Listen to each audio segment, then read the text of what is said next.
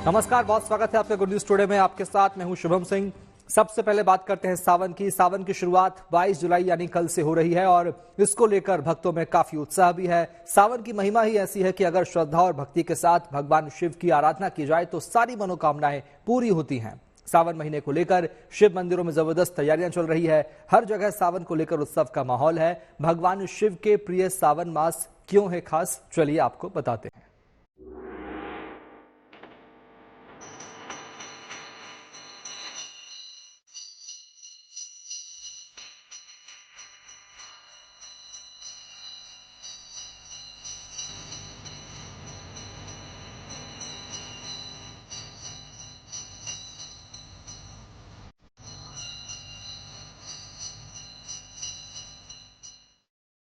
सनातन धर्म में सावन का महीना इसलिए खास माना जाता है क्योंकि ये महीना भगवान शिव से जुड़ा हुआ है। ऐसी मान्यता है कि सावन महीने में भगवान शिव की पूजा सच्चे मन से और पूरी आस्था से करने पर सभी तरह की मनोकामनाएं पूरी होती हैं। सावन में शिवलिंग के जलाभिषेक करने का विशेष महत्व होता है।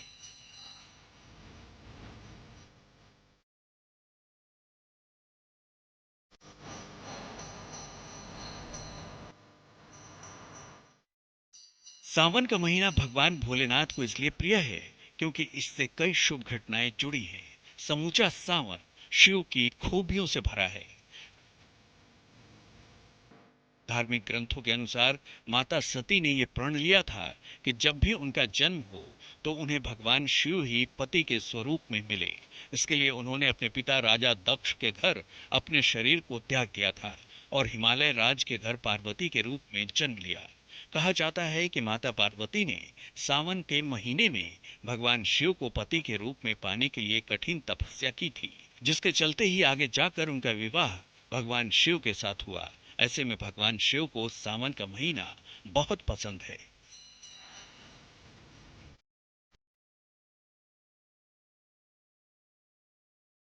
एक और मान्यता है कि सावन महीने के दौरान भगवान शिव रुद्रावतार के रूप में होते हैं। माना जाता है कि भगवान शिव जब अपने रुद्र अवतार में होते हैं तो बहुत जल्दी प्रसन्न हो जाते हैं, लेकिन इस अवतार में वो रुष्ट भी जल्दी होते हैं। ऐसे में भगवान शिव का सावन के महीने में रुद्राभिषेक किया जाता है ताकि इस पूजा से वो प्रसन्न हो और सभी को अपना आशीर्वाद दे।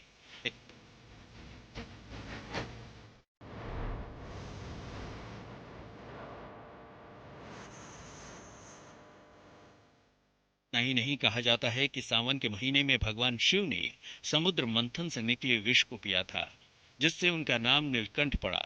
विष की जलन रोकने के लिए सभी देवताओं ने उन पर गंगा जल डाला था तो उन्हें ठंडक मिली थी। इसी कारण सावन के महीने में शिव अभिषेक का विशेष महत्व है।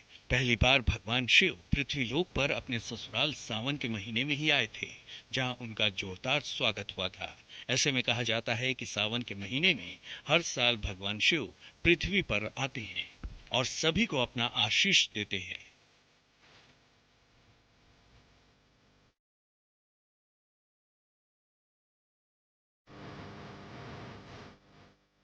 सावन में भगवान शिव की पूजा आराधना के लिए शास्त्रों के नियमों का विशेष पालन करना होता है।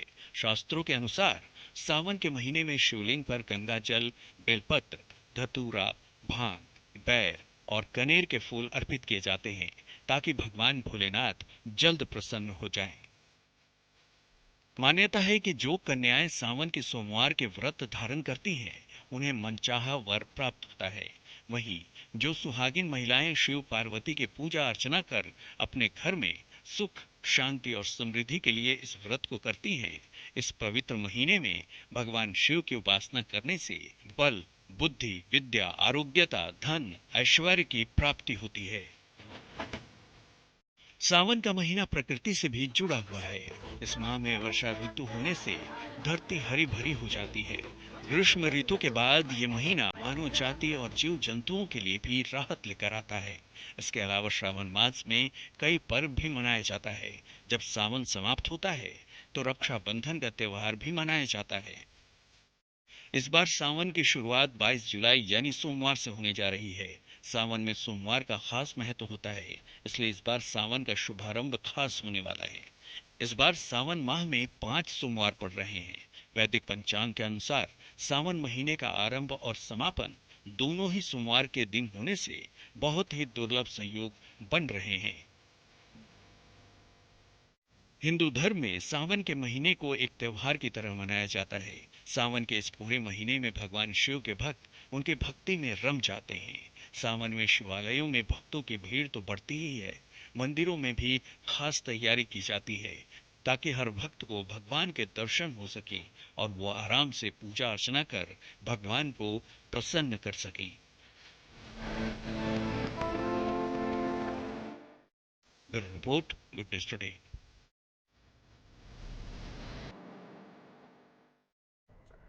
सावन महीने से ही जुड़ी है कांवड़ यात्रा। कहते हैं सावन महीने में जो भी कांवड़ यात्रा करता है उसको भगवान शिव वरदान देते हैं, उसकी सारी इच्छाएं पूरी होती है। इसलिए इस महीने में शिव भक्ति के अपार रंग भी देखने को मिलते हैं। शिव भक्तों पर भगवान भोले शंकर की कृपा बरसती है। इसलिए भक्त कांवड़ यात्रा से बाबा को प्रसन्न कर उनका आशीर्वाद पाने का जतन करते हैं। चलिए आपको दिखाते हैं कांवड़ यात्रा के रंग जो शुरू हो चुकी है और भक्त गंगा नदी से जल लेकर गंतव्य की ओर निकल चुके हैं।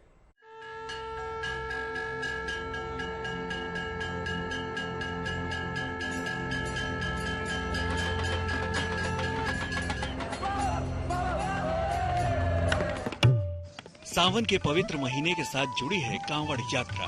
पूरे देश में शिव भक्त गंगा जल लेकर सैकड़ों किलोमीटर की यात्रा कर भगवान भोलेनाथ का जलाभिषेक करते हैं और उनका आशीर्वाद लेते हैं। इस यात्रा से भक्तों की मनोकामनाएं भी पूर्ण होती हैं। सावन में कांवड़ यात्रा को लेकर भक्तों में जबरदस्त उत्साह होता है। तभी भोले भंडारी की भक्ति में कई किलोमीटर की यात्रा उमंग के साथ ये लोग पूरी करते हैं। भक्त अपनी श्रद्धा से अनोखी तरह से यात्रा पूरी करते हैं। इस दौरान कांवड़ का अलग अलग स्वरूप भी देखने को मिलता है। ये हमारी ऐसी मूर्ति है जो यूनिक है, सबसे रुद्र रूप, मतलब हमारा जो भैरव जी का रूप होता है, रुद्र रूप, वो वाली मूर्ति हमने स्पेशल बनाई है। कितनी धूप पड़ जाए, कितनी छाले पड़ जाएं, बाबा हमारे साथ है तो डरने की क्या बात है। बस बोल शंकर भगवान की जय। देखते हैं बाबा क्या देगा, अपने आप दे देते बाबा, जो देना होता है बाबा को। देश की पहचान है हमारे तिरंगा, इसलिए लगा दे तिरंगा भी। हरिद्वार में गंगा घाट कांवड़ियों से भर गए हैं। यहाँ पर तरह तरह के कांवड़ देखने को मिल रहे हैं और कांवड़ियों में जोश देखते ही बन रहा है। हरिद्वार से दिल्ली एनसीआर की कांवड़ यात्रा हो या बिहार के सुल्तानगंज से देवघर के बीच होने वाली कांवड़ यात्रा, सरकार और प्रशासन इसके लिए खास तैयारी कर रहे हैं और कांवड़ियों से अपील भी किया जा रहा है कि यात्रा की गरिमा बनाए रखें। भारी मात्रा में कांवड़िए नीलकंठ महादेव जी के दर्शन करने के लिए आते हैं। मेरा सभी से ये अनुरोध है कि आप यहाँ देवभूमि में जब भी आते हैं तो एक तो देवभूमि की गरिमा बनाकर रखें और किसी भी प्रकार का कोई लॉ एंड ऑर्डर की खिलाफ कुछ कार्य न करें, कोई उपद्रव न फैलाएं और कोई गंदगी न फैलाएं। यहाँ पे क्योंकि देवभूमि की जो गरिमा है उसको जो बनाकर चलते हुए ही आप कांवड़ यात्रा को करें और पुलिस की तरफ से, हमारी तरफ से आपका पूर्ण सहयोग रहेगा। झारखंड के देवघर में भी कांवड़ यात्रा को लेकर काफी तैयारी हो रही है। मुख्यमंत्री हेमंत सोरेन ने भी अधिकारियों के साथ बैठक की और तैयारियों का जायजा लिया। सभी अधिकारियों को विशेष दिशा निर्देश भी दिया गया ताकि श्रद्धालुओं को किसी भी प्रकार के दिक्कतों का सामना न करना पड़े। सीएम हेमंत सोरेन इसीलिए खास तौर पर देवघर पहुंचे थे। सभी चीजें मेले के लिए तैयारी कर ली जा चुकी है और हमने कहा है कि और भी कोई आवश्यकता हो और इस पे 24/7 इस पर नजर रखें। किसी भी तरीके की असुविधा हमारे श्रद्धालुओं को ना हो और लापरवाही बिल्कुल बर्दाश्त नहीं की जाएगी किसी भी तरीके का। सावन माह में भगवान शिव को लेकर आस्था अनंत है। लोग अपनी मनोकामनाएं पूरी करने के लिए कांवड़ यात्रा में भाग लेते हैं ताकि भोलेनाथ प्रसन्न होकर अपना आशीष बरसा सके। हरिद्वार की सड़कों पर बड़ी संख्या में कांवड़िये दिखने लगे हैं जो हर की पैड़ी से गंगा जल भर अपने गंतव्य की ओर जाते दिखाई दे रहे हैं। इन कांवड़ियों में भक्ति के अनेक रंग देखने को मिल रहे हैं। ऐसे ही हरियाणा के भिवानी के 3 भाई जो अपने माता पिता को कांवड़ में बैठाकर तीर्थ यात्रा करा रहे हैं। हरियाणा के भिवानी के गांव के अशोक और उनके 2 भाई कलयुग के श्रवण कुमार के रूप में दिखाई दे रहे हैं, जो अपने माता पिता को कांवड़ में बैठाकर गंगा जल लेकर हरिद्वार से अपने गांव के लिए निकल पड़े हैं। भगवान के प्रति समर्पण की भावना हो तो भक्ति में भी शक्ति आ जाती है। ये है भगवान शिव की भक्त कृष्णा बम। इन्हें लोग माता बम के नाम से भी पुकारते हैं। कृष्णा 72 साल की हैं और पिछले 40 साल से कांवड़ यात्रा कर रही हैं, वो भी बिना रुके।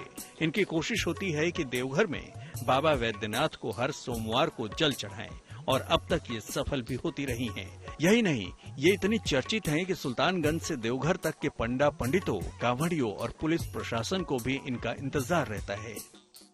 72 साल उम्र हो गया और 41 वर्षों से जा रही हूँ। बाबा के प्रत्येक सोमवारी 16 से 17 घंटे में अनवरत चलते बिना रुके मैं डाक कमर चढ़ाती रही और इस बार बाबा की कृपा जैसी होगी वैसा ले जाएंगे।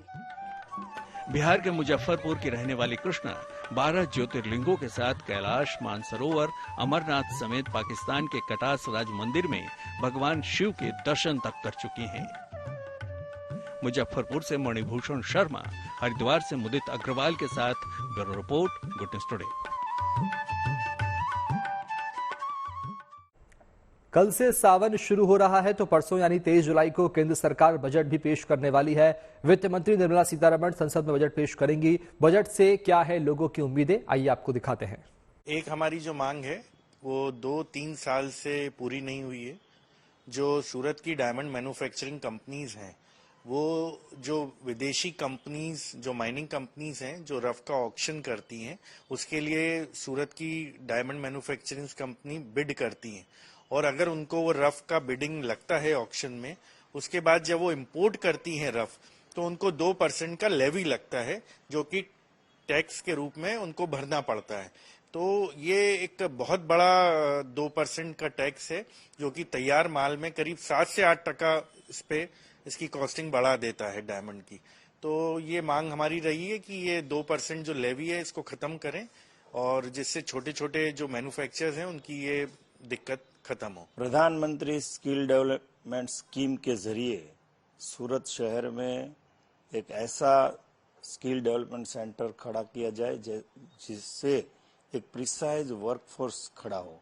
स्विट्जरलैंड जैसे कंट्री के सामने कंपटीशन करने के लिए प्रिसाइज वर्कफोर्स की बहुत जरूरियत है और प्रिसाइज वर्कर्स के लिए अगर ट्रेनिंग सेंटर बनता है तो ये सूरत शहर वैल्यू एडिशन के ज्वेलरी क्षेत्र में बहुत बड़ा एक कदम माना जाएगा। भारत सरकार से हमारी यही डिमांड है कि हमें एक नया जेमन ज्वेलरी पार्क अलॉटमेंट करे, क्योंकि जो पुराना जो अलॉटमेंट किया हुआ है जेमन ज्वेलरी पार्क और जो वो फुल हो चुका है और नया लोगों के लिए जगह कम पड़ रही है, तो इसके लिए अगर हम नया जगह अलॉटमेंट करें तो अच्छा रहेगा। किस जगह पर और किस तरीके से आप यहाँ दुबई, हांगकांग, बैंकॉक, अमेरिका, ये सब अंतर्राष्ट्रीय फ्लाइट शुरू होवे तो यहाँ बहुत फायदा होने वाला है। देश का बड़ा हिस्सा इन दिनों भीषण बारिश का सामना कर रहा है। ऐसे में लोगों को जलभराव और बाढ़ जैसी स्थिति का सामना करना पड़ रहा है, खासकर ग्रामीण इलाकों में। हालांकि प्रशासन संवेदनशील है और इलाकों पर नजर बनाए हुए है। जरूरतमंदों तक मदद पहुंचाई जा रही है, तो जो लोग मुसीबत में हैं उनको सुरक्षित बाहर निकाला जा रहा है।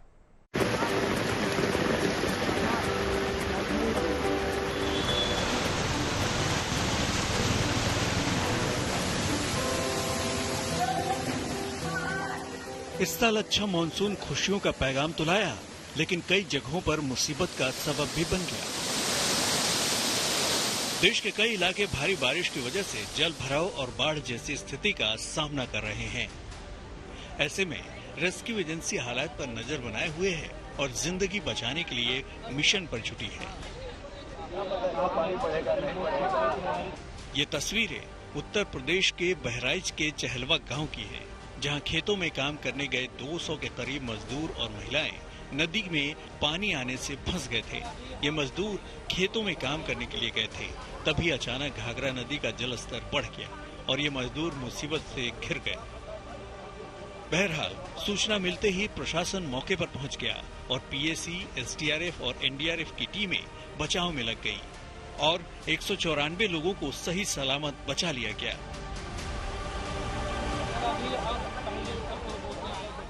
पीएसी है, एसडीआरएफ है, एनडीआरएफ है, तो इनको रात में ही बुलवाया गया और रात में ही हमने रेस्क्यू ऑपरेशन शुरू किया, जिसमें से 63 लोगों को शाम को ही निकाल लिया गया था और बाकी जो 131 लोग हैं उन्हें सुबह सुबह जो है वो निकाला गया था। और इसमें हमारे जितने भी प्रशासनिक अधिकारी थे, पुलिस अधिकारी थे, वो मौके पे उपस्थित रहे, चाहे एसडीएम हो, एडीएम हो, और उसके बाद में मेरे द्वारा, एसपी साहब द्वारा भी वहां पे भ्रमण किया गया। तो सभी जो हमारे पीएसी के जवान थे उनके माध्यम से, एसडीआरएफ, एनडीआरएफ के माध्यम से सभी लोगों को सुरक्षित रूप से निकाल लिया गया। उत्तराखंड के रुद्रप्रयाग और केदारनाथ यात्रा मार्ग पर चिड़वासा के पास भयानक भूस्खलन हुआ, जिसकी चपेट में कुछ लोग आ गए।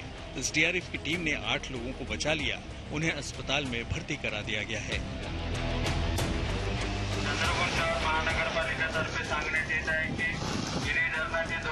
महाराष्ट्र के चंद्रपुर जिले में पिछले 2 दिनों से लगातार बारिश हो रही है, जिसकी वजह से बाढ़ जैसे हालात हो गए हैं। कई इलाके जलमग्न हो गए हैं।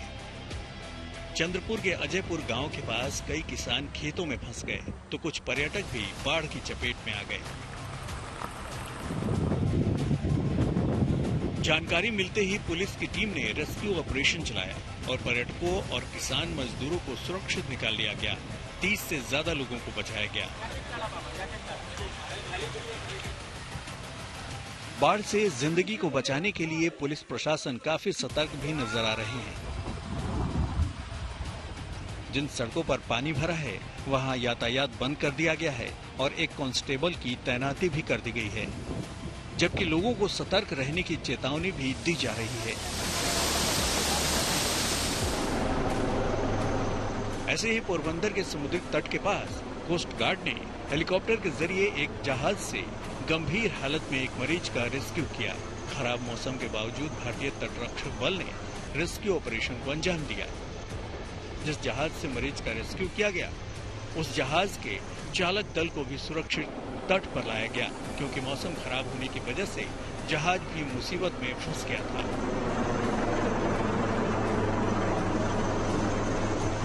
चंद्रपुर से विकास राजूरकर, पोरबंदर से मंजीत नेगी, रुद्रप्रयाग से अंकित शर्मा के साथ रिपोर्ट, गुड न्यूज टुडे।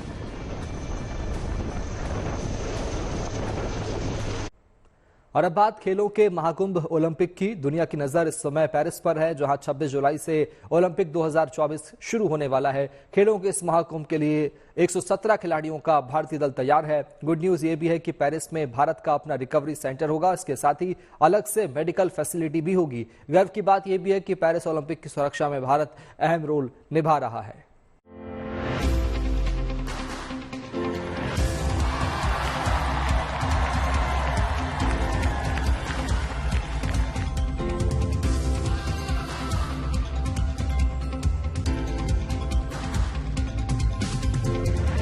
चार साल बाद होने वाले ओलंपिक में भारत पहले से ज्यादा तैयारी के साथ हिस्सा ले रहा है। पेरिस ओलंपिक के लिए 117 खिलाड़ियों के साथ 140 सपोर्टिंग स्टाफ तैयार है। टोक्यो ओलंपिक में भारत ने 7 पदक जीते और पैरालंपिक में 19 पदक जीते थे। इस बार तैयारी इससे ज्यादा मेडल घर लाने की है। टोक्यो ओलंपिक में भारत ने हॉकी में ब्रॉन्ज मेडल जीता था। इस बार उम्मीद है कि भारतीय हॉकी टीम पेरिस से गोल्ड मेडल जीतकर लौटेगी। हम ये उम्मीद कर रहे हैं कि इस ओलंपिक में, जो कि पिछले ओलंपिक में हमने ब्रॉन्ज मेडल लिया था, इस ओलंपिक में भी हम उसको रीगेन नहीं कहा, मैं उसको गोल्ड की बात कर रहा हूँ कि हम जब तक उस पीले रंग को ना हासिल कर ले, हमको छोड़ना नहीं है। पेरिस ओलंपिक में भारत को बॉक्सिंग में भी शानदार प्रदर्शन की उम्मीद है। भारत की तरफ से मेडल के लिए 6 बॉक्सर रिंग में उतरेंगे। इन 6 खिलाड़ियों में 4 महिला मुक्केबाज है। बॉक्सिंग फेडरेशन ऑफ इंडिया के सिलेक्शन कमेटी के मेंबर अजीत कुमार को भरोसा है कि बॉक्सिंग में भारत दमदार प्रदर्शन करेगा। जिस तरीके से उन्होंने क्वालिफाई किया, अच्छे से क्वालिफाई किया है। अब लवलीना है, उसके पास मौका है इतिहास बनाने का। बॉक्सिंग के अंदर डबल मेडलिस्ट कोई नहीं, अभी तक 3 मेडलिस्ट है, विजेंदर है, मैरी कॉम और लवलीना। अब लवलीना के पास मौका है कि वो इतिहास बना सके, डबल मेडलिस्ट कहलाए। निखिल जरीन उसकी परफॉर्मेंस अच्छी है, उसके पास भी ओलंपिक का मेडल रह गया। अमित पंघाल है, निशान देव भी अच्छा कर रहे हैं, और जो प्रीति है, जैस्मीन है, काफ़ी अच्छा रिजल्ट है इनका। तो हम उम्मीद कर सकते हैं कि ये इतिहास की तरफ बढ़ेंगे, हमारे हिंदुस्तान का नाम और ऊंचा करेंगे। शूटिंग से भी देशवासियों को काफी उम्मीदें हैं। इस खेल में भारत की तरफ से 21 खिलाड़ियों का दल ओलंपिक में हिस्सा लेगा। टोक्यो 2020 ओलंपिक में भारत ने अपना सर्वश्रेष्ठ प्रदर्शन किया था और अब पेरिस 2024 ओलंपिक की तैयारियां पूरी हो चुकी है। इस वक्त मेरे साथ रंजन सोधी हैं। सर, जब हम आपकी बात करते हैं तो सबसे पहला जो ख्याल जहन में आता है वो शूटिंग का, और शूटिंग में भारत का प्रदर्शन अच्छा ही रहा है। अब जब हम पेरिस ओलंपिक की बात करते हैं, आप कितना एक्साइटेड है, कैसे देख रहे हैं? 7 मेडल के बाद इस बार क्या ये टैली 14 हो जाएगी या काउंटिंग नहीं करेंगे? देखिए, वैसे ये सवाल ना पूछो कितने मेडल आएंगे कितने नहीं आएंगे, बट 21 शूटर्स क्वालिफाई हुए हैं इस बार। सो मैं समझता हूँ अगर इतने फर्स्ट टाइम एवर हमें ऐसा हो गया कि कोटा एक वापस भी देना पड़ा, you know, so everybody is well prepared. So मैं समझता हूँ कि मेडल तो 100% आएंगे। पेरिस ओलंपिक में भारतीय खिलाड़ी जहां अपने दमखम और कौशल का परचम लहराएंगे, वहीं ओलंपिक की सुरक्षा में भारतीय एजेंसियां अभी से महत्वपूर्ण भूमिका निभा रही है। फ्रांसीसी सरकार के अनुरोध पर भारत सरकार ने पेरिस ओलंपिक में सुरक्षा के लिए K9 टीम की तैनाती की है। K9 यूनिट में बेल्जियन, मैलिनॉइस, लैब्राडोर जैसे ब्रीड्स के कुत्ते शामिल हैं, जो विस्फोटक, गोला बारूद और ड्रग्स का पता लगाने में माहिर है। ITBP, CRPF, SSB, AR और NSG के कुल 10 K9 का चयन किया गया है। यह पहली बार है जब सेंट्रल आर्म्ड पुलिस फोर्स यानी CAPF K9 टुकड़ी को फ्रांस में संवेदनशील सुरक्षा कार्रवाइयों के लिए तैनात किया गया है। इसके लिए CAPF K9